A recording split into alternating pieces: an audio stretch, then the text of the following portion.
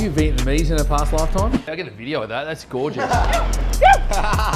Mark my words, I'm going to run a marathon at that pace by the end of the year.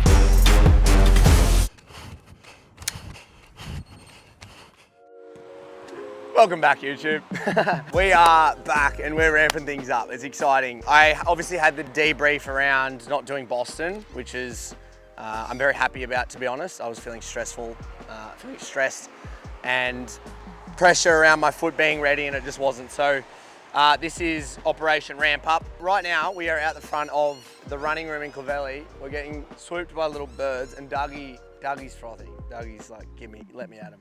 But we're doing some strength testing today, and then like a running analysis on their treadmill, which they have here, which is really cool. I'm doing it more from like when I'm at the kind of top speed, am I as efficient as I need to be? And that's something so I'm bringing both these shoes. So these are these are both their fast races from Puma. This is the Deviate Elite 4, which is like your more stable, fast trainer. It's not as aggressive. This is the Fast R3, which is like the aggressive elite racer. These will benefit those that are aggressive and landing hard. If you're not willing to go hard with the shoe, this will work against you, where this one kind of favors those who are just everyone. We're gonna see what both of them result in the thing, and also test my strength, especially my calves, because I had a cuboid injury in my foot, which meant I had a weak calf for quite some time.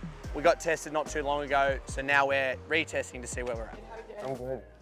So we're going to look at strength testing. Yeah, we're looking for symmetry, and then we'll have a look at quads, hamstrings, hips, just to have a look left to right whether it's symmetrical. We did measure this not too long ago, and this will be to like see, I guess, if I've gotten any more strength. Ready? As hard and as fast as you can when I say go, okay? 3, 2, 1, go. Push, push, push, push, push, push, push, push, push, push, and relax. Push, push, push, push, push, push, push, push, push, push, push, push, push, push, push, and relax. What are we saying? Both up. Oh, both up. Great stuff. Up 2.7% on the left from last time, up 1.6% from the right from last time. Nice. 3, 2, 1, go. Push, push, push. Oh. 3, 2, 1, go. Push, push, push, push, push, push, push. Oh, push, push, God! push. Relax. Go. Push, push, push, push, push, push, push, push, push. Oh my God! I feel like my knees about to pop. Yeah, don't. Very even. So 3.5% difference between left and right. Left was 644 newtons. Right is 668. Go. Push, push, push, push, push, push, push, push, push, push. Nice. Boom! That! Yeah. Let's go! That's off the Richter. Go. Push, push, push, push, push, push, push, push, push. Oh! Yeah, okay. Every time I've had a major injury, it's always been hip related. Like always, like both my hip glute medians are like always cooked, and then I've had PRP injections like flat out in there. This weakness definitely doesn't feel like that pain that we've been working, but it obviously all correlates. Left side was 16% weaker than the right side, so that's something we want to work on because 10%. I would say my right side was 16% stronger than my left side. Yes, I would say that too. Within 10% is normal, so 16% there's definitely something we want to work on there, an opportunity for something to improve on. Just because of how much time as a runner you spend on one leg, we want to make sure that there's minimal deficit between left and right side. So this is actually our treadmill. So it's an instrumented treadmill, which basically has force plates underneath the treadmill, which has got thousands of sensors on, which measure lots of different stats for us, which we'll have a look at in the report afterwards. It gives us how much load you're putting through each foot and which different part of the foot you're getting the load on, but also step width, step time, cadence, lots of different measures we look at for runners. 3:20 is just the ideal goal pace for this half marathon I want to run at that pace, so that's kind of what I want to test it at.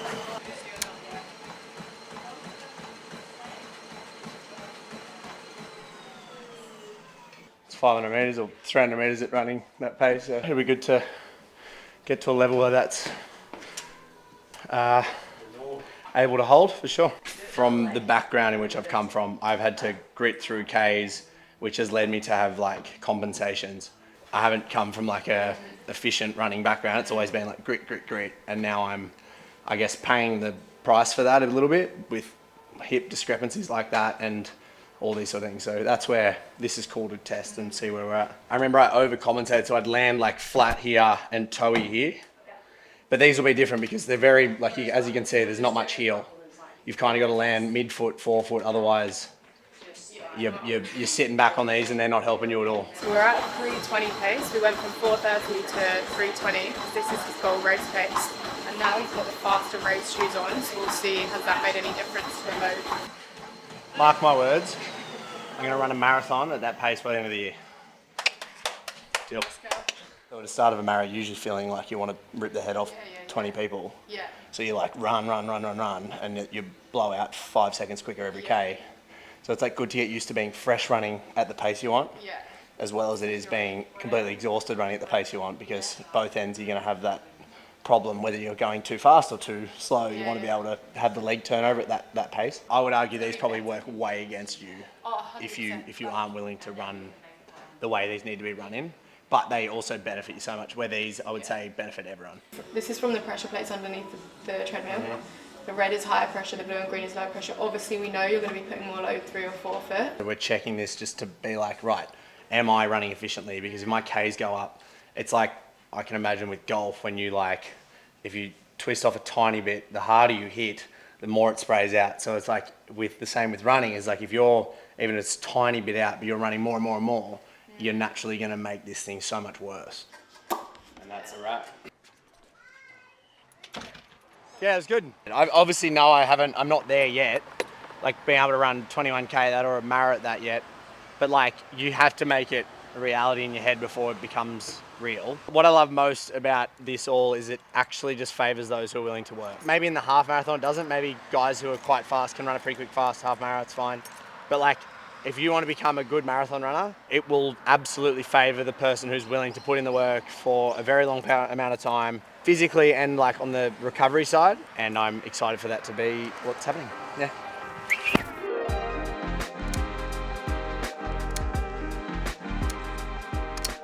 We are just pulling up at the gym, which is Sean's garage. We are doing a strength session. Love my strength sessions with Shawnee. What's up, dude? Hey, say hello.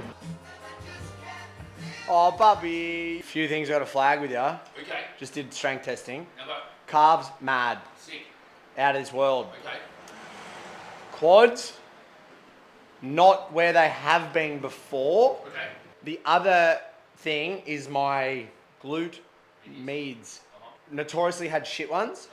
Okay. From bashing myself against the wall in events I've done. Always getting PRP injections, etc. But laid down, pumped the record, my PB on this side, but then I got on this side, I was like, oh fuck, don't even know if I can lift off the floor. Really? That bad? Yeah. Okay. And then I PB'd to what I had, but what I had was like in the 48th percentile or something. So I'm in like the 60th now. Okay. But it's like 26% difference to this side. We've got to strip what's left of him up here. He did his last bench press midway through last year. Yeah, that was it. I haven't done any ups. 100 kilos done. Yeah. So when anyone asks, I can bench 100 kilos. Yeah. Sweaty. Yum. I don't want to do any upper body, and we just were like, yeah, that makes sense. Absolutely. Because it's going to be just pointless to carry around. Like, it's just extra power needed to move your body, where you could just be like, well, what's the cost of this? The cost is losing weight, all good. Versus like, oh, I want to have a certain aesthetic or have big shoulders. It's like, it's just, I've done that forever. I've played footy. I've done the whole, like, I need to look strong. I need to be fit. And it's like, you will never get to where you want to get to by being that upper body heavy.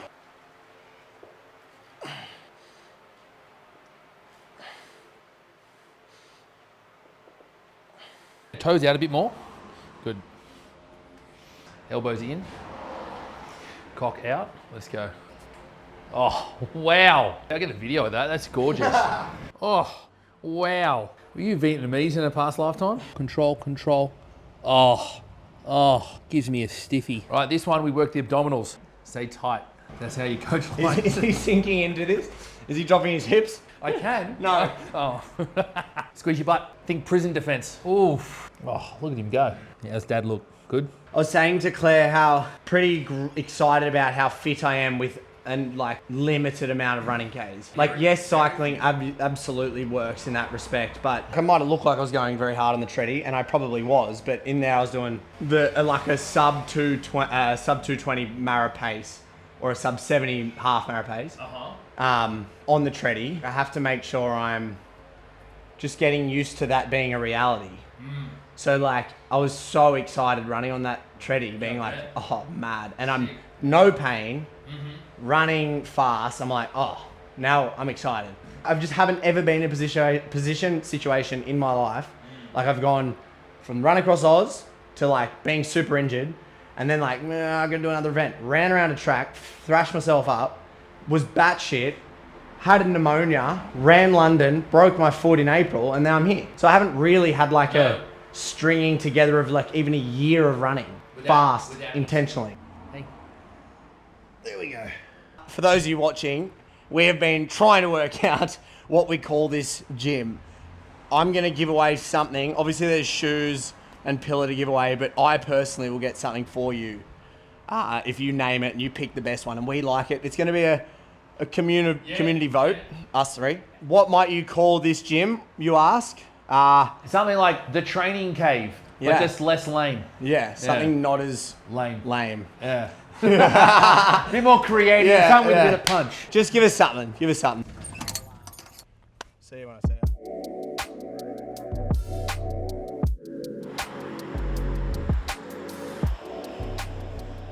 We have just met up, me and Hamish. We're at the principal gym in Bondi Junction. The whole concept, which Damo can probably tell you about. It's an exciting one today. First time we've really, I suppose for the brand, shot a more high production, let's call it television piece of content. So it'll be a very nice split screen creative for this ad and hopefully going out through digital channels, be used in retail, but particularly for some of our stadium partners. So it's going to be going on the big screens in a lot of our stadiums. This ad particularly is going to be used really to kind of highlight where Pillar can sit within, an athlete's lifestyle. We've obviously got one side of the ad, I suppose the more elite side of the brand, that's what we're using Ned for today, and then kind of juxtaposing that really nicely with what our core customer base would be, and that's called our elite amateur. It's going to be an exciting journey over the next few years. Ned's dialing into as much of our ecosystem within the brand, working with Dr. Plews, and we're trying to bring a little bit more of that high performance edge to Ned. When we first working with Ned's just allowed a new perspective on things because he's a different athlete, and I'm really proud to be able to say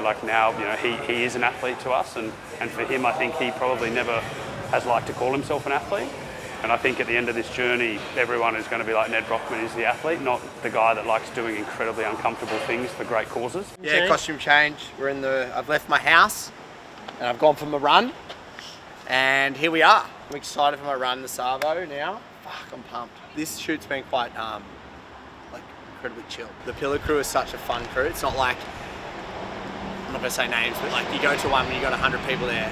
We've probably already said it now.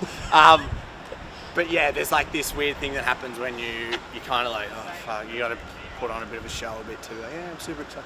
These guys are just mad. Let's ouch! See you guys. This week's training has been unreal, been very good. Yesterday was my first kind of specific, very intentional session. I've done a few longer runs with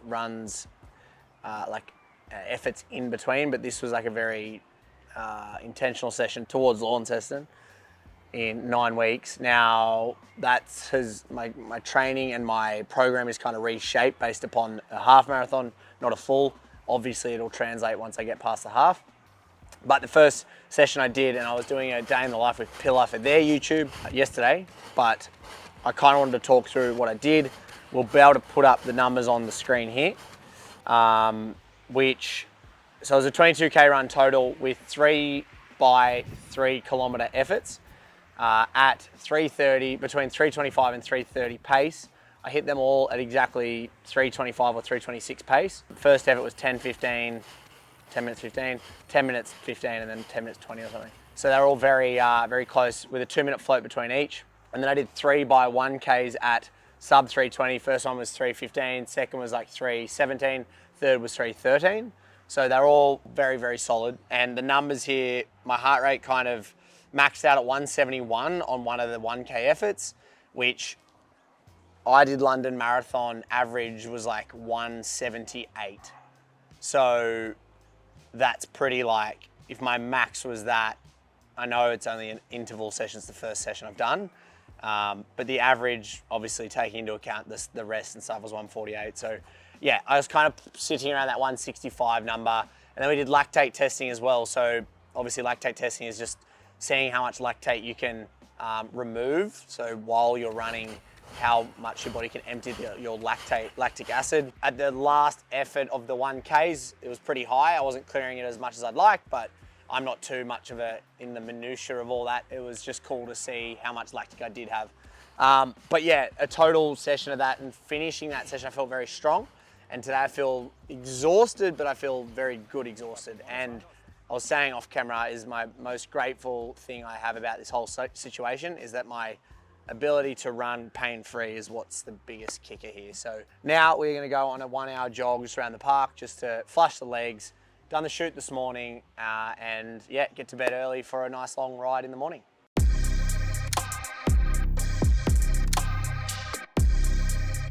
I feel absolutely cooked today. I think it's just the delay of the run yesterday.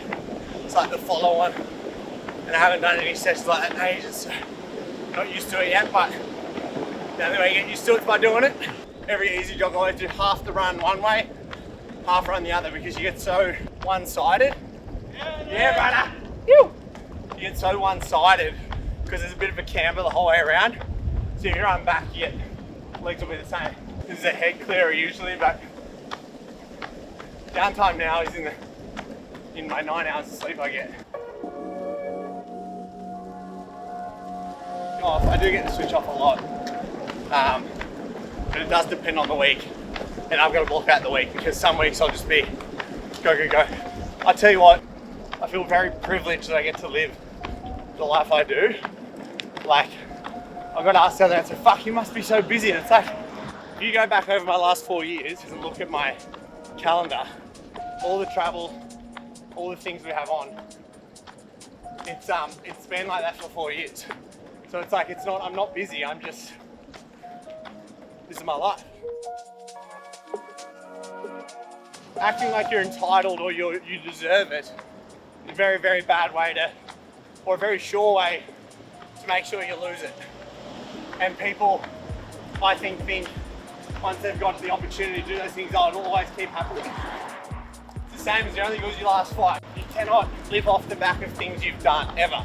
And in my opinion, I've done nothing. And that's like, you can argue what you want. In my head, I wake up, I'm the energy in which I can transfer that to running, to seeing people, to catching up, to devoting it to helping people, whatever. It's day one every day. And the rent's due every day.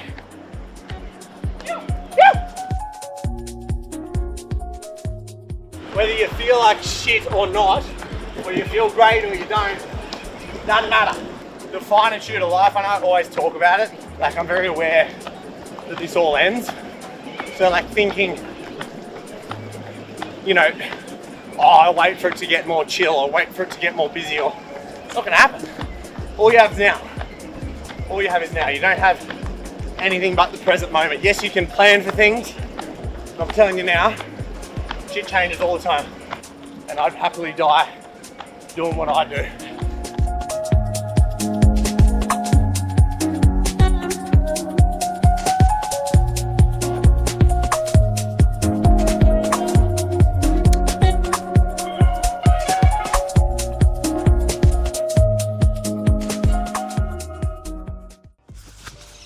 Hello YouTube, I hope you've enjoyed the video. This part is obviously where I announce the winner of the Deviate 4s. We've been giving a lot of these away and it's exciting because the feedback has been incredible, because they are unreal.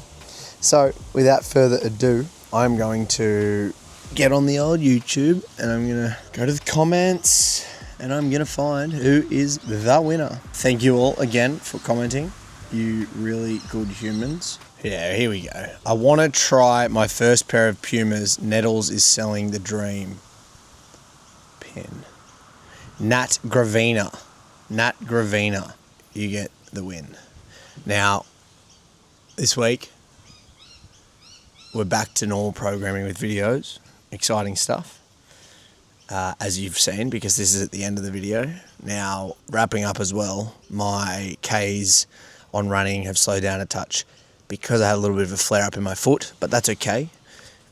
we will. I've had a scan of it, so we are all good, but we are just dealing with some chronic pain issues, which I'm yet to get on top of. So fingers crossed we get through that soon, and out the other side, that build continues. Yeah, baby, let's go.